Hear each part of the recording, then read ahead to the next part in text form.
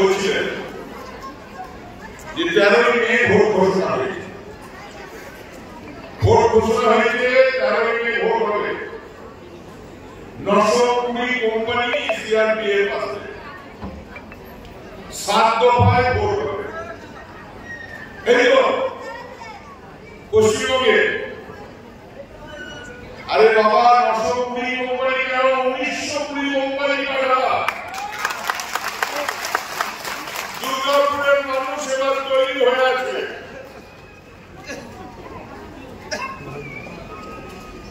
একটু আগে শ্যামলা বলছিল যে ভোট এলে ওরা পয়সা দেয়, টাকা ধরি আর হেলিকপ্টারের উড়াউড়ি। ওই ওদের পয়সা নিয়ে দেবেন না।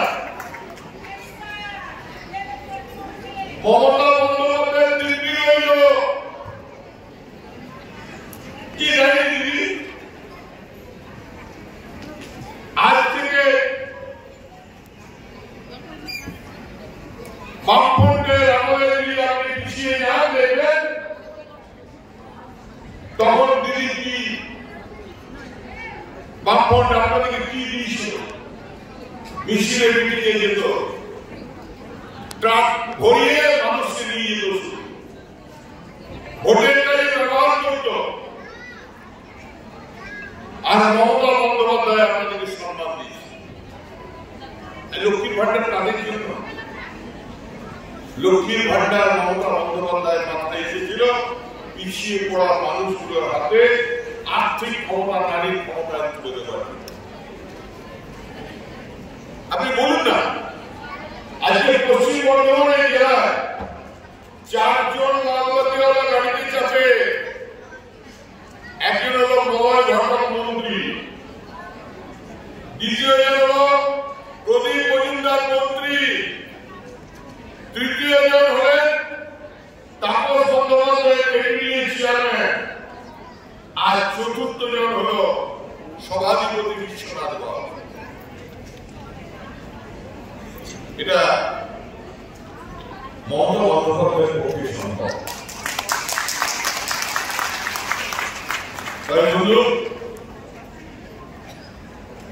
যত কোম্পানি ফোর্স আসুক, বাংলার মানুষ তৈরি হয়ে গেছে। আমরা প্রতিদিন লড়াই করি। আজকেও যখন চেয়ারে বসেছিলাম, পিছন থেকে কয়েকজন ব্লক সভাপতি আমাকে বলছিলেন, দাদা আবার 22 তারিখ গাড়ি নিয়ে যেতে হবে কাটবা। আমাদের প্রতিদিন লড়াই 24 ঘন্টা বাংলার মানুষ, বাংলার তৃণমূল কংগ্রেস কর্মীরা বাংলার মানুষের কথা থাকে। আর এই ব্রিগেডে তো ট্রেলার দেখানো হয়েছে, বিরোধীরা বলছে 25 লক্ষ বাংলার মানুষ সেদিন দেখিয়ে দিয়েছেন মমতা বন্দ্যোপাধ্যায়কে কিছুতেই আটকানো যাবে না। 100 দিনের কাজ কে করে? গরিব মানুষ।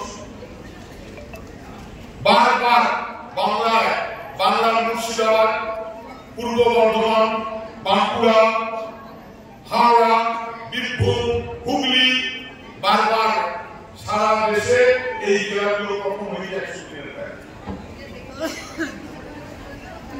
100 দিনের কাজে পুকুর কাটা হয়েছে, পরিকাঠামোর উন্নয়ন হয়েছে।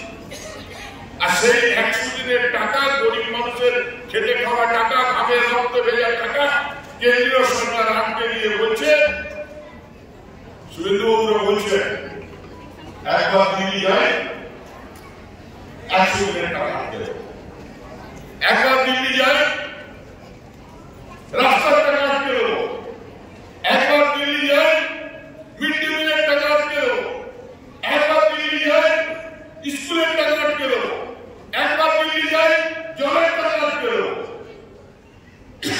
বাংলার মানুষ এদের মুখস্থটা বুঝে নিয়েছে। 18টা এমপি জিতেছিল। 18টা এমপি কি উচিত ছিল না যে গরিব মানুষগুলো যে লড়াই করে 100 দিনের পাওনা টাকা, সেই টাকা কেন্দ্রীয় সরকার আটকে দিচ্ছে। বাপের টাকা নয়, ফেডারেল সিস্টেম অনুযায়ী রাজ্য থেকে সংগৃহীত টাকার ভাগ পেতে আমরা সেই জায়গায় যখন আটকে দিল, বুঝতে পারে বাপের বেটা যদি একসঙ্গে যে রাজ্যসভার যে সাংসদ আছে তাকে ভবনে ভরে নিয়ে দিল্লি গিয়ে বলতো বাংলার মানুষের টাকা চাই, তাহলে তাদের ভোট চাওয়া হবে না। যারা আটকে দিয়েছিল তাদের ভোট চাওয়ার অধিকার নেই। মমতা বন্দ্যোপাধ্যায় বাপের বেটি, তাই তো তোমরা টাকা দেবে। আন্দোলন দিল্লিতে অভিষেক বন্দ্যোপাধ্যায়ের মতো দলের যুব নেতাকে সর্বভারতীয় সাধারণ সম্পাদক মুখার্জি মন্ত্রণালয়ে অ্যারেস্ট করা, তাকে হেনস্থা করা হলো, মন্ত্রী দেখা করলেন না। রাজভবনে এসে ধর্ণা হল। পদ্মপাল সাহেব বললেন যে আপনারা শুনুন, আমি কেন্দ্রের কথা বলি, তারপর তিনি ধর্ণা করলেন। আর সেই ধর্ণাতে বুঝে গেলেন যে কেন্দ্র যদি না দেয়, মমতা বন্দ্যোপাধ্যায় সেই বিখ্যাত উক্তি আছে না, তাই ৩,৭০০ কোটি টাকা বাংলার মানুষের ১০০ দিনের টাকা ব্যাংকের অ্যাকাউন্টে পয়সা মিটিয়ে দিয়েছেন তার নাম মমতা বন্দ্যোপাধ্যায়। ঘরের টাকা আটকে দিয়েছে, রাস্তার টাকা আটকে দিয়েছে।